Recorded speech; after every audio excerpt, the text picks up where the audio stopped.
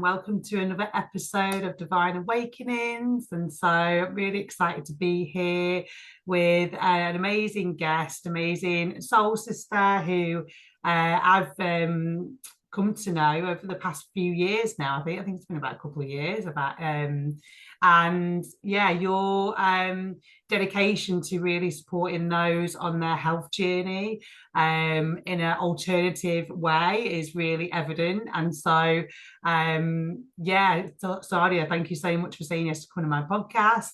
Are the founder of the Metaphysical Kinesiology Academy. And so this is something that you're really passionate about with working with the energy and kinesiology and muscle testing. And this is what you've been supporting many people that have then turned into practitioners.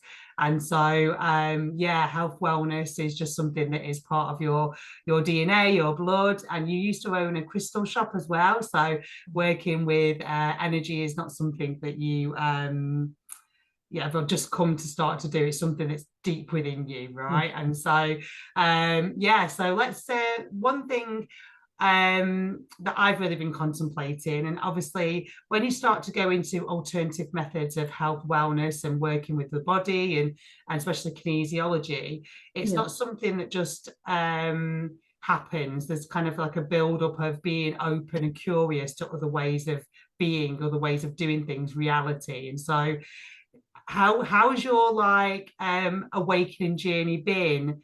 And this is one question that I actually ask everybody in terms of how they have connected to the universe, like things that are unseen. And so what would you say your connection is to that which we call the divine creator God, the universe, and how does that show up in your life?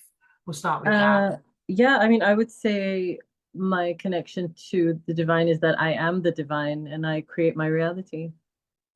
Yeah, brilliant. Yeah. And how's that played out in your life then, knowing, and how have you come to realize that on your journey? I've always known it, like since I was a child. It was never anything new. I think it was always there, it was always known. And I think with kinesiology, it became, and teaching and treating, and of course, like, you know, getting coached and stuff myself, it just became more and more definitive. But in terms of what impact it's had, it means that, you know, you can create anything you want in your life. And it's fun. Oh yeah, creating is fun. That's what it's meant to be, right? It's not meant to be boring when we're creating, and if we're in the state of being in the place where we're bored when we're creating, we're not creating what's really our soul's joy, right? Yeah. And so on your journey of, obviously, and we'll talk about your kinesiology skills, so on your journey of really becoming like aware and just knowing that you are the divine, like, has there been any significant divine awakenings along your journey? No, I mean, I would say for me, it's always been intrinsic. There hasn't been a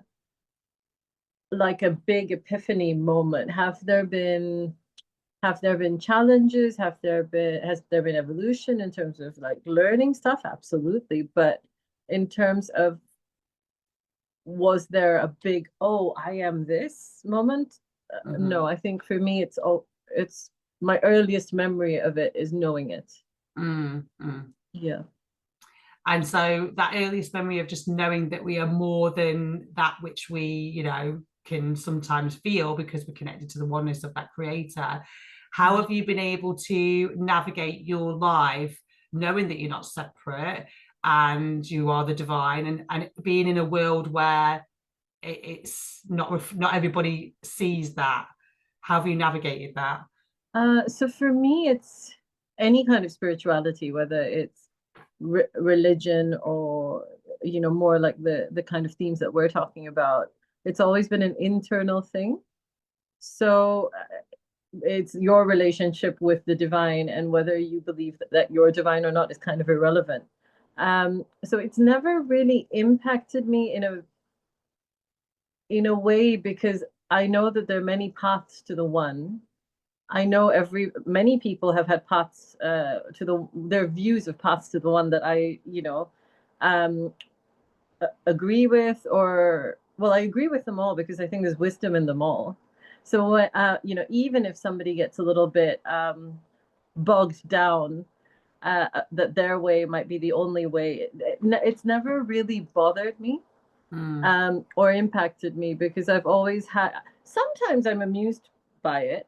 mm, You know, I'm a bit like, okay, so, you know, you think that oneness is just yours mm, or your way, but, and sometimes that's been frustrating, but has it actually impacted me in any significant way? No, because when you have that certainty within yourself, nothing external has any power over you. mm. You Yeah. know, you just kind of hit most days, like not every day, because like we're all human and not every moment, but you just reach this kind of neutrality where nothing external has anything really to do with you if you don't want it Mm. to. Um, Yeah, yeah, yeah. exactly. Yeah, beautiful. And so obviously having this awareness like from early on, Mhm. was there that something that you was able to express as a child, or did you just keep it internally? I kept it internally because I grew up in a, I think I tested it. I remember testing it a little bit, but I grew up in quite a like a, you know, a not conservative, but like a classically religious family. But you know, I grew up in Singapore, which is a secular, a very secular state with a lot of tolerance for all views, right? We have like Hindus and Buddhists and, you know, Christians and Jews and Muslims. So you grow up exposed to everything. And in terms of Singaporean society, you can absolutely express and discuss anything because anything else is not tolerated. Like the suppression of a view is not, or of a faith is not tolerated. So within the family system, I tested it a bit. I could tell they didn't like it, you know, when I did. But I just didn't really care, you know, Mm, because the clarity was within. mm, mm. And, you know, did that sometimes cause internal and external friction? Absolutely. You know, you go through an evolution from when you're a child to a teenager and all the different issues that come with that misalignment, right? With whether that's your family system or cultural system or whatever. But um, so I think I would say I probably kept it in for a while at home, but otherwise not really. Mm, yeah. Yeah. And so obviously you've so your intuition is obviously quite strong then, would you say? Because obviously you've been following that. You've obviously got this innate knowing that there's this divinity within you and you're connected to that and you can create from that place. And so what Yeah. has been the first steps of you opening up to, you know, the alternative ways of you know, healing people and then becoming into your kinesiology? I mean, so I would say that I mean one, and I say this a lot, you know, it's not, our work is not alternative. Our work is like the original medicine, right? Like Mm-hmm. it frustrates me that in our society our work is called alternative Mm-hmm. because it's modern medicine really that's like about 100 years old and new and alternative. But Yeah. my journey into it, I always knew, even when I was a child, like when I'd be playing, you know, my dolls would be making potions. The magazines I'd read and stuff, everything was about some form of well-being or medicine, or so I always knew I was heading in that direction. I just didn't know what the shape of it was. In my A levels, I was doing pre-med. I thought, you know, become a doctor, right? Like there weren't many options, many other options at the time. Although Singapore did have a really, still has a very strong traditional Chinese medicine practice in our culture. But I grew up with a real Western medicine only kind of programming. So I was in pre-med and I hated it. I was like, this isn't right. Like, I know my intuition is to support people's well-being, but it's not in, for me, it was not in the medical system training that I was receiving. So I left and I remember being a little bit lost, and I thought, okay, I'll do economics because my parents, you know, said, can you just, if you're not becoming a doctor, can you like become a lawyer or a banker or something? And then I thought, okay. and I ended up in banking. I got very, very lucky with it, did it for a long time. But the interest in healing never went. And I tried lots of, different, for myself, like different modalities. And then I think it was 2012, I was having a real crisis year, and my relationship was falling apart, my health was falling apart. I think I was doing like 80-hour days in a very, very toxic environment. And I messaged a teacher who I was very close to in high school. And I messaged him and I said, I think I'm in real trouble, because we stayed in touch. And what should I do? And he said to me, find something you love and just hang on to it. Just find something you love and hang on to it. And I remember having this conversation with my colleagues about, well, what do I even love now? Like, I don't know. And they all said to me, well, you're always telling us what to do when we're not feeling well. I hadn't quite learned not to get, at that point, don't give advice unless you're asked for it. Now I do know that. But I said, oh, that's a great idea, because it didn't occur to me that in my 20s, I had the option to do what I wanted to do, being away from home. So I was here in the UK by then, and I ordered a prospectus from the College of Naturopathic Medicine and a short course prospectus. This is before it was all online, right? Like, you got a book. And I flipped the book open and it landed on kinesiology. And I didn't know what the hell it was. I had no idea. I read the page and I thought, I need to be in that class. That just really clear inner guidance. I need to go to this class. And I thought, my boss would say no, because I was working crazy hours and crazy days. And I went up to him and I said, I need 12 Wednesdays off. And he said, sure. And so the next week I walked into the Kinesiology Foundation course, which is the first level that you do. And as soon as the teacher started talking, I was like, oh, of course. So this is it. This was it. I know now. And that was the beginning of everything. That's amazing, because it's just following those little nudges, isn't it? And you open a book and nothing's a coincidence when you start to go on this path. Like everything, if it's divine, your boss was always going to say yes, because it was his higher self was coordinating with your higher self and absolutely doing things in that way. And so when you went to that class, did you feel like a sense of remembering? It's like, oh, yes, yeah, absolutely. It was remembering, and it was, I know this.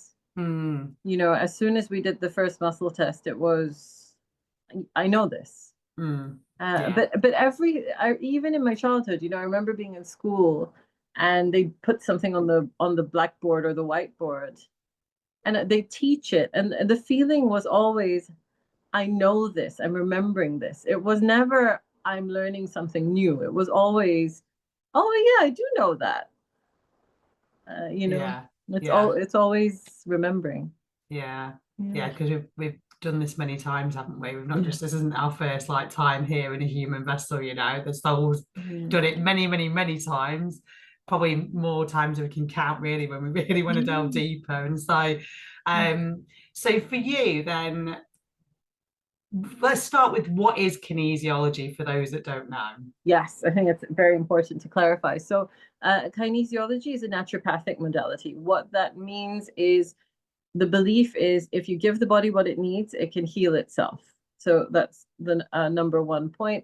The second point is, we work across all realms of healing. So like osteopaths and physiotherapists, we look at structure. We work with nutrition, which is looking at deficiencies, which is looking at diet, which is looking at sensitivities. And if there is a health issue, we resolve it using herbal medicine, so plant medicine or homeopathy. We work emotionally, so very similar to talking therapy.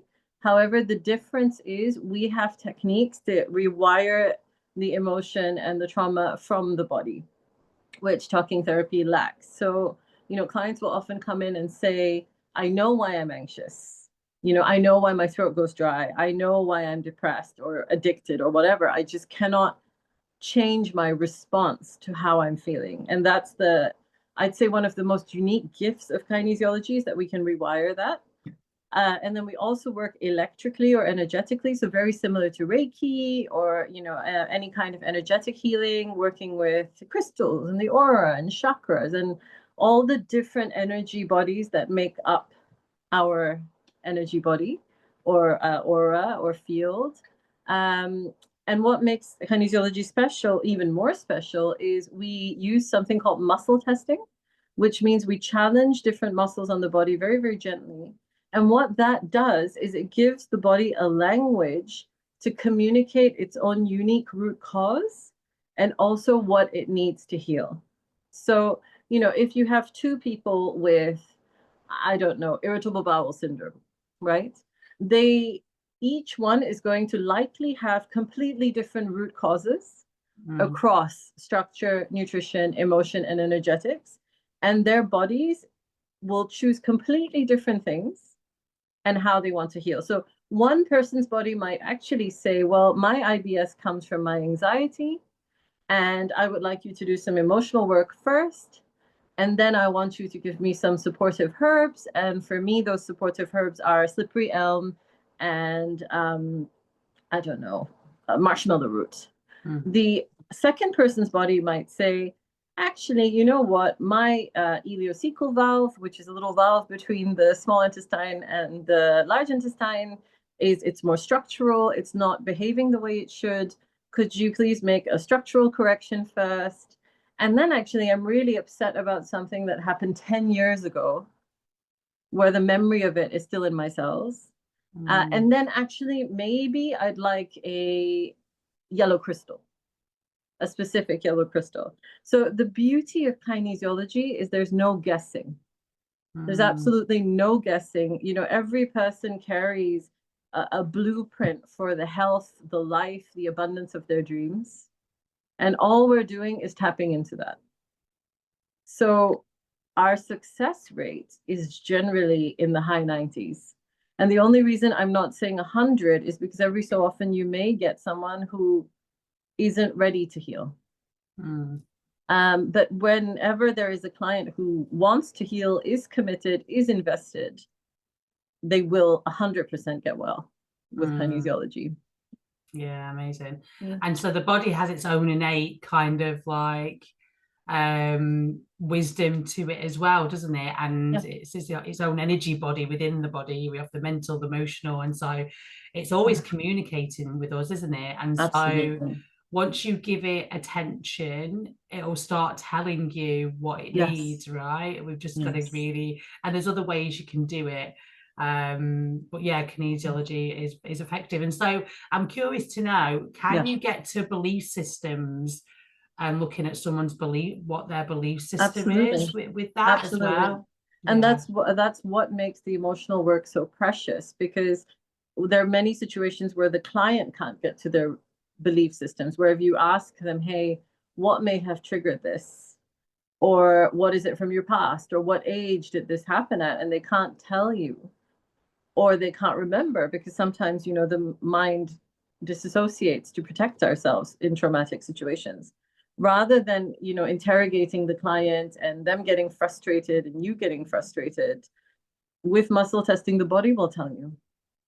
It will say, this belief was imprinted in my subconscious, stored in my liver or wherever. This is the belief. And this technique, we have dozens of techniques, but the body will even say to you, I want you to do it with tapping. I want you to do it with magnets. I want you to do it with, I don't know, angelic Reiki. My students are a mix of practitioners. And one of the things that we do at my school that's very precious to me is integrate modalities. Because it can, the whole purpose of metaphysical kinesiology is using muscle testing, but it's directing energy, which is something none of the other schools do. They're very, kinesiology was founded in the 60s by a wonderful chiropractor. It's essentially the birth child of chiropractic medicine and TCM, traditional Chinese medicine. But it basically hasn't really been updated since the 80s. So it has become very protocol based, they still muscle test, but they're not the new language of our industry in well-being and healing is, how do we direct energy? How do we create consciousness? How do we, use metaphysics? And that's something that only my school does, which is why our results are exceptional. Because we can, exactly like you said, we can find those beliefs, we can speed them up using the, quantum laws of the universe. And embodiment as well. So we are essentially the kinesiology that's going to be practiced in 100 years, not the kinesiology that it's still effective, but it's a little bit fossilized. How it is now in many of the other schools.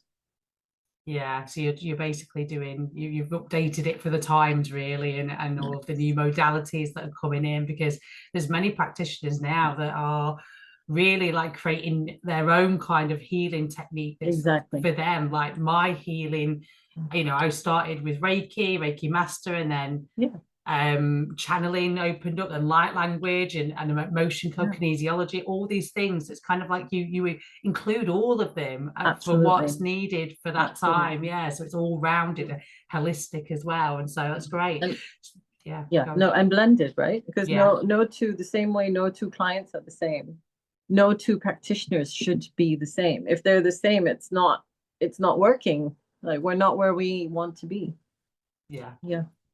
We're all unique expressions and individuals for a reason. So we don't want to be a copy and paste kind of thing, do we? So which has been what's tried to be enforced in a lot of ways. This is the way you need to do it, and copy this way and this structure. And it's like, well, no, because I don't intuitively fit in that, and so it sounds like with your school, this is what you're kind of like really encouraging for them to find their own way with the different modalities that are coming in, which is great. And so do you tend to have, many practitioners or even doctors, or are those in the health kind of services that have left that area, or doctors and nurses that have started to notice, actually, I think I need to move away from this. It's not really fitting what I know to be true. Maybe their soul's calling them now and it's getting louder, and then they start to move into kinesiology or your school?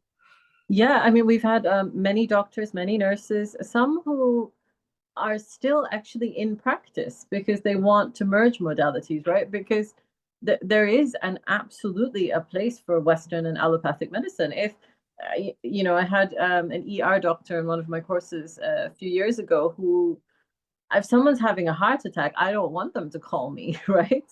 If the appendix is infected beyond repair, I do not want them on my bed. I want them in A&E, and to come and see me after. So we have many doctors and nurses and even osteopaths, people who are blending their practice, bringing in tools to their practice.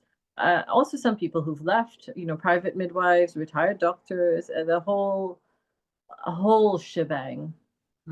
It's beautiful to witness. It really is. Yeah, it's great that doctors are opening up to obviously more, and nurses are opening up to obviously these other ways of healing as well. And so would you say that a lot of your clients that come to you are those that have already gone through the system or have not really had good results, and so is it a last resort they come to you, or what kind of part? It used to be. So it's changed a lot. I really think the world we lived in has evolved so much in a positive way. So 15 years ago when I was training, it was generally a last resort. People would come when all of their avenues had been exhausted. And to some degree, I think all of us still have clients like that. But in the last, I would say 5 years, since COVID, it's more and more people working in advance of anything happening. People interested in preventative medicine, people interested in longevity, people wanting to explore their patterns and why they are the way that they are and wanting to live their best lives, or people, wanting to understand how they've shaped their own lives. So there's been an absolute shift from last resort to people wanting to get ahead of their health and well-being in, I would say, the last 5 years. Absolutely. Yeah, definitely. This, I mean, I can only speak for myself. Like that's been a huge focus for me, wanting to change that. And so, how did that change your structure of your business then? And or with obviously COVID coming in, obviously more It, people. it Yeah. it didn't change my business at all. Okay. We, my clinic was open throughout COVID. The beauty of kinesiology is you can work online, you can work on Zoom even. So it may be at the time, I'm trying to remember, yeah, there were more online appointments. Mm. But fundamentally, if anything, business grew, Yeah. Mm. for I think many, many people in our world. Which makes sense because they're looking for other ways and Yeah. they're going within a little bit more, they're at home, and so they've got time to think and reevaluate their life, because that's exactly what happened to me. And so we connected because we collaborate and partner with a company called Synergy Worldwide that are really truly focused on health, wellness, and nutrition. And so you were looking for a company to kind of support your business, right, with natural organic products that you could help your clients. And so you came across Synergy, and you used obviously your kinesiology tools and techniques. Talk to us about that, how you was able to kind of check for the efficacy and the quality of the products, and how you came to knowing that they were good quality to use for your clients. I mean, the beauty of kinesiology is you muscle test, right? So ultimately, because we work with so many different types of remedies, whether it's homeopathy or essential oils or supplements or herbal medicine, ultimately you will see the results in clinic when you're testing. If a particular range doesn't test very often, or when you're muscle testing, you can also test for sensitivity. So some ranges tend to show sensitivity on clients who are really, really impaired. So testing is always guiding us as well to see if a company is kind of displaying the right product character, so to speak. And then there's the other side of it, really, which is engaging with the company to ask the right questions. So, how do you do your testing? When you say it's organic, what do you mean? Asking lots of questions. So why would you choose one ingredient versus the other? When you say that you are using a particular plant, what does that mean? Are you using the stalk? Are you using the leaves? Are you using the head? And Synergy is definitely one of the companies that holds up to questioning. And so and it tested very, very well in clinic. Yeah. So for me, it passed the two kind of acid tests. And also personally, I like to test on myself, to take, by test I mean try anything that I recommend to my clients. And it's still very much a part of my kitchen cabinet. Yeah, no, definitely. I think that they are really, really great products, and highly recommend them. And so how do you use it day to day? So anybody that's really like curious about kinesiology or muscle testing, how do you use it day to day in your life that just kind of helps you get by? What are the things you would use it for? I mean, you can use it for anything. I would generally caution people from self-testing, because in order to effectively self-test, you need to be able to separate from yourself and get really, really neutral in your head, which is a skill that takes the average person, it takes time and practice. So it's not impossible, but the average person is going to influence their test, which is why most schools are dead against it. I do personally self-test, and I teach my diploma students, for example, how to self-test. And you can self-test anything. You can self-test a supplement. You can self-test a limiting belief and clear it. So there are absolutely there's an infinite number of ways that you can use kinesiology on yourself at any given time, or your loved ones. So probably more often than myself, I'd probably be using it on my son or my cat, or outside clinic, I mean. But yeah, it's absolutely an integral part of my day-to-day life. And so I use muscle testing when I'm like even in the supermarkets. I don't know if that's something that you do, and I might even like check the quality of like, you know, a product there and just saying, you know, is this actually going to be good for my body to have, and is it going to give me Yeah. what my body needs, and it'll give me the answer. Yeah. Is that something that you do? I don't generally feel the need to, but I know many of my colleagues and students do. Absolutely. Mm, My colleagues would do it with skincare or, mm, yeah, or in a shop, or you could call upon it anytime, mm, like you would yeah. pull a card or, Mm, use a pendulum or, mhm. yeah, absolutely. And so what's happening when obviously we're doing the kinesiology? Just curious, what is happening on the physiological perspective? Like what's happening in the body when we're asking the question, like, yeah, the body's telling us and the muscles are what's actually happening in the body and the muscles? Do you mean when you're like testing a remedy, or do you mean in the actual act of the muscle test? The actual muscle The test. actual muscle test, yeah. Mm, So there are different ways of muscle testing. So, there's a little self-test, or there's human compass, which are kind of like, they're like kindergarten kinesiology, right? But and then you've got proper muscle testing. Well, not proper, but more advanced muscle testing. But fundamentally, when you muscle test, what you're doing is you are asking the body to open up a folder with all the information that you want to access. And this information is typically organized in the body in circuits. So, for example, on a circuit, you will have an organ, you will have an emotional energy, you'll have a nutritional status, you'll have energetic or electrical information for that circuit. So, in foundation, what we do is we learn the first, I would say, 14 circuits, and there are 42 muscles on the 14 circuits.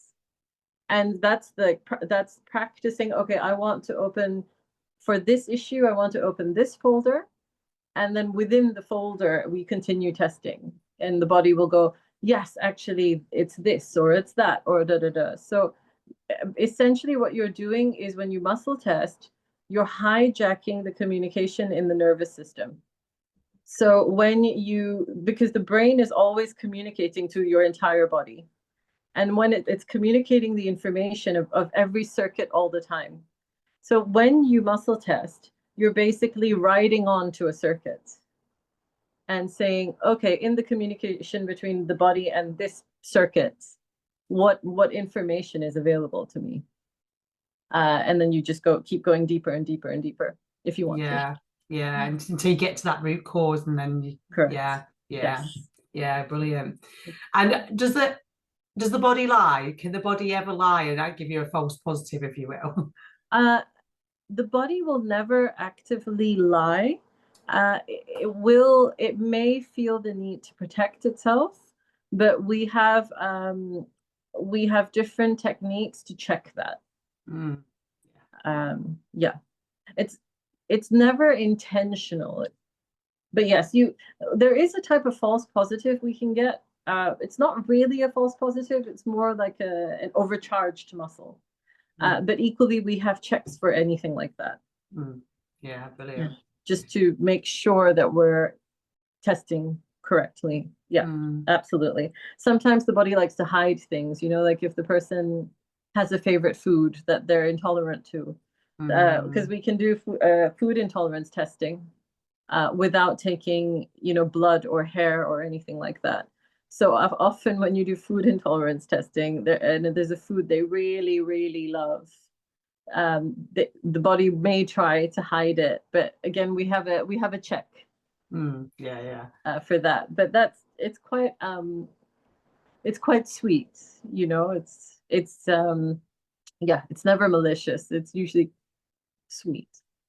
Yeah, no, I get that. Yeah. And it's just a sure, quick way to really like if things are going on in the body to just to get the answers you need to go to then start getting the protocols in place to help heal it, right? And so Absolutely. you don't need to wait like weeks, months for results and things like that. And so No. really everybody should be have this in their back pocket, really, shouldn't they? I mean, yeah, I feel like there should be a kinesiologist in every GP practice, Yeah. like the load it would take off the NHS, or even in every family, every school, every um just as many as we can possibly get. Yeah, Why, yeah. and you don't have to instruct thousands of pounds of blood tests.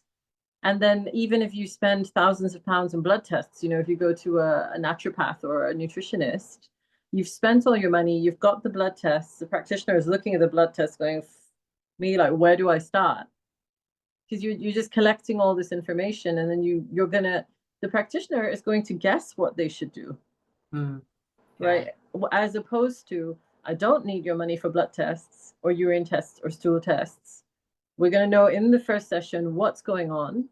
And even if there are multiple things happening, the body has the wisdom, the divine intelligence to say, could you deal with this first? You know, so if, say, it's very common for like clients with fibromyalgia to have a mix of different things like heavy metals or a virus called Epstein-Barr or an unhappy gut, you know, microbiome, their body will say, could you sort out my gut first? Or someone else's body will say, actually, could you sort out my heavy metals first? There's zero guesswork. Yeah, I love that. That's amazing. And so is there a theme that you've kind of identified over your years with those that are coming in, where is it the microbiome that everything traced back to the imbalance of the gut, or is it, you know, you're noticing more it's the emotional, the nervous system? Is there a theme that you've identified with? Or no, because each person is unique. You know, every single person is unique. Are there some themes are more common than the others, you know? So many people have a dysfunctional gut microbiome, but that's because of the state of our food and our emotions and everything. But does that mean that that's the first place we go for every client? Is that the be all and end all for every client? Absolutely not. No. And you'll know the right way to go because the body's going to tell you, right? So yeah, which is really great. And I see how this is really complementing with synergy as well, with doing like the health and lifestyle and things like that. So so yeah, this is really interesting because I think most people would really benefit from even learning one of the techniques, because there's, like you say, there's so many techniques you can do within muscle testing. And if somebody's just curious or wants to kind of like, you know, explore this, what simple technique would you say to them to go and explore first, which is a good way in? I would say the foundation course, because that's the first level of training for everybody. So it doesn't matter if you're an experienced practitioner, it doesn't matter if you don't know anything about health and well-being. You know, like when I walked into my first foundation course, every single person in the room aside from me was an experienced health practitioner. I knew nothing, right, compared to them. They all had years of practice, but at the foundation level, we're all equal. And for even for practitioners, the foundation course is a comprehensive course. You know, you can absolutely do diploma to call yourself a kinesiologist and to go deeper and get shortcuts and, you know, really work with energy and embodiment and metaphysics. But that said, we do the same thing at foundation level. And by the end of foundation, you know, you can help your friends and family. You can test all the major circuits in the body. And if you're a practitioner, you can be insured for foundation techniques and implement it in your practice from day one. Yeah. So I would absolutely say the foundation course, or you know, sometimes we do taster days or workshop days. Those are nice too, but they cannot cover the sheer breadth of what we can do. Yeah, it's brilliant. And it's just really just showing me how everybody needs to be like learning some kind of modality that's going to help them, like, you know, with energy or something that's going to help them, whether it's kinesiology or muscle testing. It's going to really like help support them and even other people as well, because, you know, energy, what is your view on kind of like how energy works and how it, you know, energy can't ever be destroyed, can it? And so what's your perspective on how the energy works in the body and just in general? What do you mean? So obviously within the body, we have all different types of like energy in the body, don't we? So it all, you know, and our emotions are our energy as well. So, you know, what's your perspective on how the energy is moving, I suppose, when you're you're working with certain emotions in the body? Like, how is that changing and moving? So I'm still not sure I get the question, but I'll do my best to answer it, and you can tell me if I'm on the Yeah. right track with the question. But I mean, anything can affect anything. So you're absolutely, I agree with you. Energy cannot be destroyed, you know. And if we consider how we, if you look at Einstein's equation, which is energy E equals to mc squared, right? Which is this mass, which is 3D form, times time mc being the speed of light. So the argument is energy is the speed of light times the 3D reality. So if you take us as 3D beings, so if you move the equation around and you make reality the primary part of the equation, which is mass, right? All of us are mass. Mass then becomes the speed of light over energy, which basically means that we are all just frozen light at any given time. And how that frozen light looks is constantly shifting and flowing depending on all the things we talked about. Our structure, you know, are you hurt? Are you sitting for too long? Are you moving freely? Are you dancing? You know, what you eat affects you energetically. What you think and feel affects you energetically, and so forth. So whatever is going on within you across all the realms we talked about is just going to shift the expression of that energy. Yeah. Yeah, Um, yeah, perfect. yeah. Yeah. And so it really obviously focusing is all holistic, isn't it? Focusing on what we're putting in our body, how we're moving, you know, what we're watching, all of this, it's holistic, and it is really important to focus on our health and nutrition as well as the emotional side and the Yeah. mental as well, because Yeah. it's all encompassing, right? Yeah. And so you talked about before about earlier about, you know, creating what we love, to being in what we love and creating from that place. And so what's your view on, you know, how we manifest and using the energy to help us manifest? Because obviously if we're divine and we create doing what we love, like, are you someone that actively manifests or tries to manifest what they want, or is that Yes. something? Yeah. And how do you do that? Yes. Uh, it's interesting because this is a conversation I have with my students and my coaching clients and my, you know, physical clients almost every day. And the key is to find a system for manifesting that you're willing to be consistent with. So, in the beginning, it's most people have no idea that they're creating their own reality, right? And in the beginning, that can come as a real shock because when most people discover that, they're usually in a bad way. So they're having a health crisis or a relationship crisis or a work crisis because it's challenges that force us to re-examine our beliefs for most of us.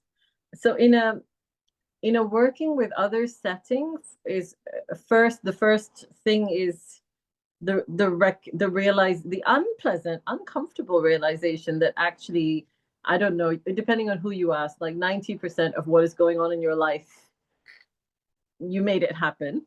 Okay. And then once we get past that, and of course that's a message that, you know, we needs to be delivered with respect and empathy and compassion, because if someone isn't ready to hear that, you're going to scare the hell out of them and actually re-traumatize them altogether. And then it's about finding a system that works. So for me, what I do is when my alarm rings first thing in the morning, and this only takes 5 minutes, this particular system, I think people live on, sometimes have this not false, but this assumption that manifesting has to be really long and complicated. It doesn't. So when I wake up, while I'm still sleepy, the first thing I do is find 3 to 5 things that I'm grateful for. And connect with source, you know, like thank you for another day, and just feeling that endless love, like the embrace of that energetic love. And then I start with gratitude, so 3 to 5 things, maybe more, or people that I'm grateful for. On a tough day, that might just be like, I'm so glad I'm breathing today. And I'm so glad that I can feel this connection and love within me. And then it's oh, sorry, he's still there. Yeah, someone's just trying to call me, and I was like, go away. And then it's speaking again, just 3 to 5 statements, so it's never a lot. Speaking from the place of the goal achieved. So whatever your goal is, to speak as if it's done with feeling. So and it can be anything. I love how harmonious and committed my marriage is, or I um I I feel so powerful and free and safe because I've received £10,000 this month, or whatever. It can work for any goal. So you're speaking from it as speaking of the goal as though it's done, and as much as possible in that sleepy state, feeling that it's done. And many people ask, does it work if you can't feel the feeling? Yes, it absolutely does, because it can take time to, just like any muscle, like going to the gym or learning a new skill, it can take time to call in the feeling. So if you can, feel it like it's done, the other way you can frame the statement that I love doing is, oh my God, isn't it amazing that I'm going to Florida for this event, a coaching event next week. So you can flip it around that way. So 3 to 5 statements.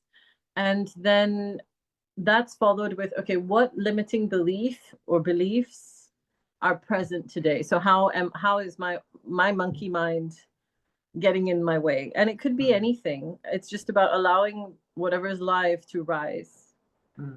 So it literally could be anything that's live on the day. Like I had a client a coaching client this morning, and her limiting belief this morning was money is so hard. So we then capture the belief, and then we flip it around to what we want it to be. So actually, money comes to me easily and effortlessly was what we did today for her. And right after that, it becomes the last step is from that place of it's done, what is 1 or 3 or 5 tangible actions I need to take today to get closer to it being done.